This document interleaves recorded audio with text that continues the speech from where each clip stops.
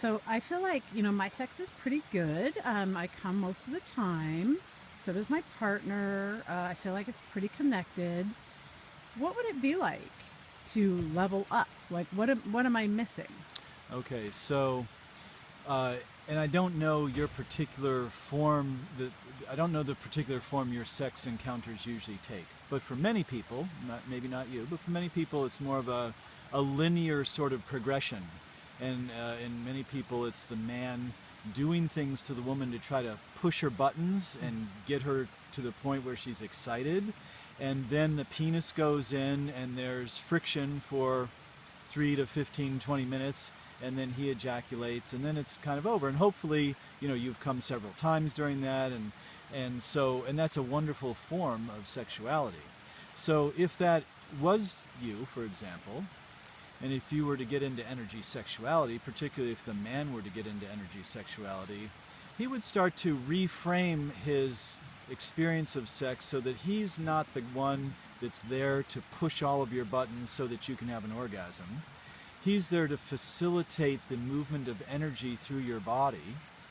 And so you'd be like the generator of energy, and he would be the guy that's directing and moving the energy around you. So it takes a lot of pressure off the men because they feel, well, now I'm a director of sexual energy instead of I'm the guy who's here that has to make her come, which is in a lot of guys the backs of their minds. So for you, your experience might be, well, I'm going to relax and open up and enjoy myself, and he is going to take me on a journey. And this journey isn't a linear journey where he kisses me and then he kisses my neck and then he plays with my breast and then he does cunnilingus on me and then he inserts his penis and then we have intercourse and then he comes and I come and then it's over, right? So kind of a typical formula.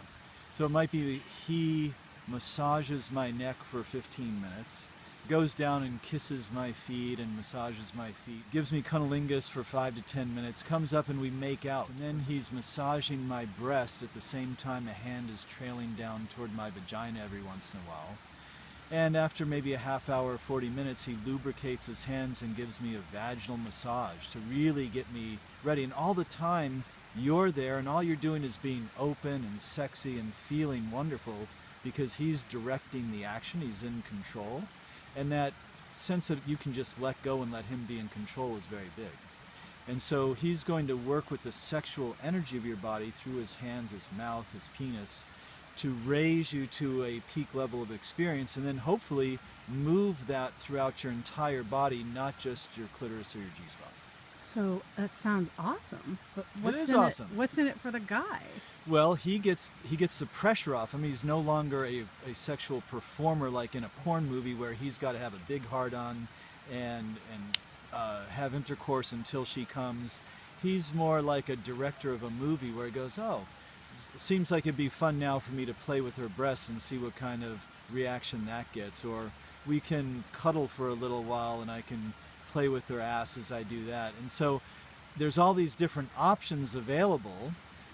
One of which is intercourse and cunnilingus and oral sex as we generally think of it. Mm-hmm. But you expand the range of activities to the point. So he's like a painter with a palette. Mm. He's got a lot of different paints to choose from. Mm. But always in the back of the mind, he's kind of gauging her responses, her sexual energy.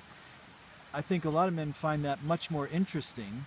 I mean, how many years can you just do the same old thing? Mm-hmm.